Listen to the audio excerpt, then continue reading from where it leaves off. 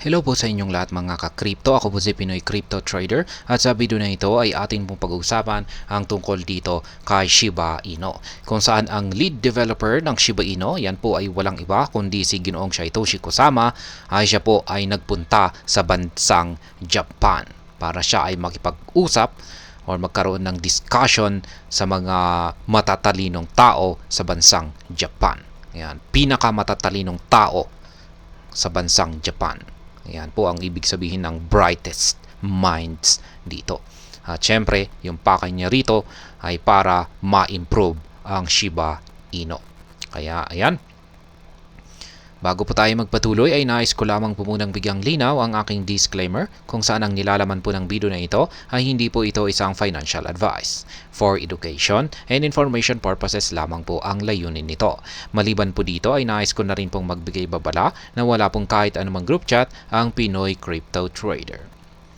Yan ang enigmatic leader ng Shiba Inu ecosystem na walang iba kundi si Ginoong Satoshi Kusama ay nasa bansang Japan na po.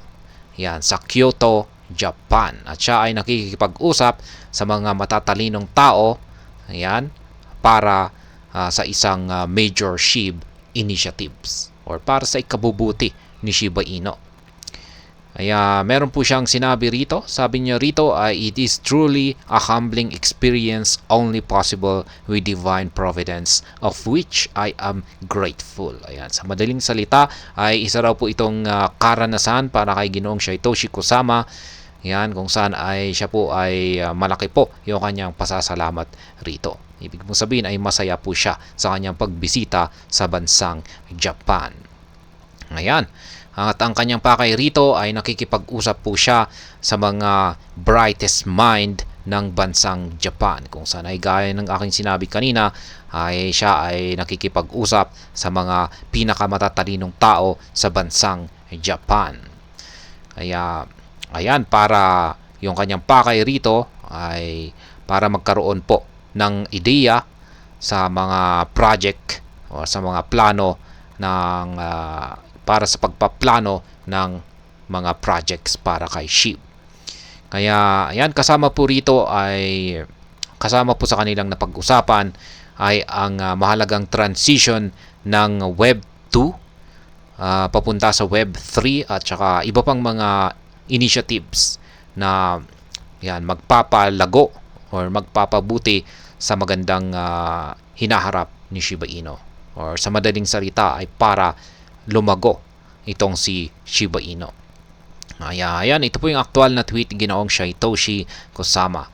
Sabi niya rito ay, like many of you, I grew up with anime. So it's a dream come true to be in Japan. Ayan, mahilig rin pala sa anime itong si Ginoong Satoshi Kusama.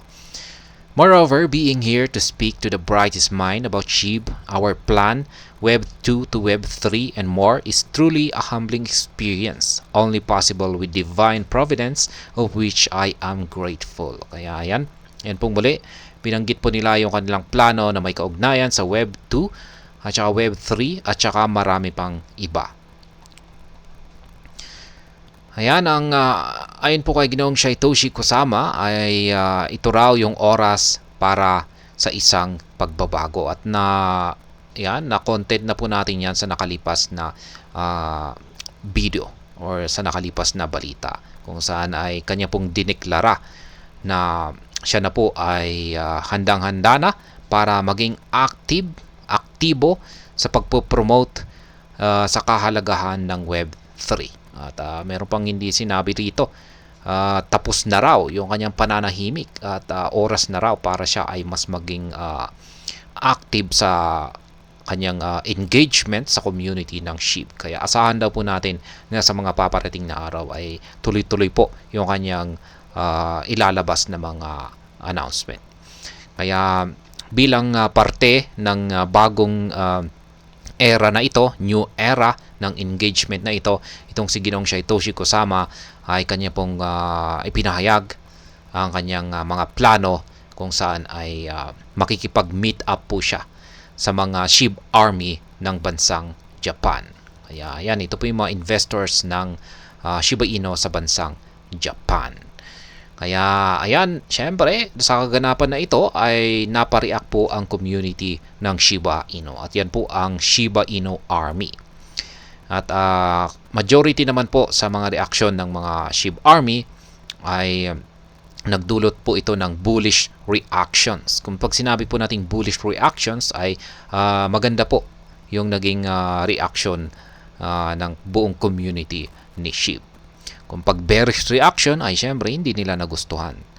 Kaya ayan, maging ako ay sang-ayon ako dyan na maganda po yung pinunta ni Ginoong Satoshi Kusama sa bansang Japan. Ayan. At ayan, ayon pa kay Ginoong Satoshi Kusama ay meron daw po siyang renewed spirit para i-promote itong si Shiba Inu globally or sa buong mundo. Kaya yan, dahil dito ay ang buong community ng Shiba Inu ay sila po ay mas meron po siyang nararamdaman na assurance or kasiguruhan na itong si Shiba Inu ay mukhang malapit na raw po niyang akyatin ang 1 cent dream. Yan, ang 1 cent dream ay mukhang magiging makatotohanan na raw ito. Malapit na raw po itong maging makatotohanan. Ang 1 cent ay yan po ay nasa presyong 0.01. Ayan, taas po niyan na presyo kung nagawang akyatin ni Shiba Inu. Kaya nga tinatawag siyang 1 cent dream. Yan, kung saan ay becoming closer to reality. Mukhang nalalapit na raw po ito na magkatotoo. Ayan. Ngayon ay ano nga bang inaasahan natin na sunod na mangyayari dito? Kaya ang community ng Shiba Inu ay sila po ay patuloy na nag-aabang sa mga paparating na update yan na may kaugnayan dito kay Satoshi Kusama, ang lead developer ng Shiba Inu. Kung ano yung kanyang magiging engagement yan or kung ano yung magiging resulta ng kanyang bisita sa bansang Japan. Kasi meron pa yan. May magandang masusundan pa yan ng ibang mga magagandang balita katulad ng mga partnerships. Yan po yung isang inaabangan natin dito. Ayan, partnership sa mga industriya sa bansang Japan. Yan, at base raw po sa mga nakaraan ay yung mga katulad daw po nito ng mga teasers mula kay Ginoong Satoshi Kusama ay madalas daw po itong nasusundan ng malalaking announcement or magagandang or matitindi at magagandang announcement. Kaya ayan, asahan po natin na malamang ay baka sa susunod na maglalabas po ng tweet or pahayag itong si Ginoong Satoshi Kusama ay mas matindi po yung kanyang ipapahayag na announcement. At ayan, hanggang dito na lamang po tayo sa video na ito mga ka-crypto. Sana po ay inyong nagustuhan ang aking paliwanag sa video na ito. Kung inyo po itong nagustuhan ay pakiclick lamang po ang like button nito. Para naman po sa mga bago lamang dito, kayo po ay aking inaanyayahan para mag-subscribe. Pakiclick na rin po ang bell icon nito dahil ito po ang siya magsisilbing notification nito sa mga bago kong videos na akin pong ina-upload sa aking YouTube channel na ito. Marami pong salamat sa panunood. Ingat po tayo lagi at God bless po sa ating lahat.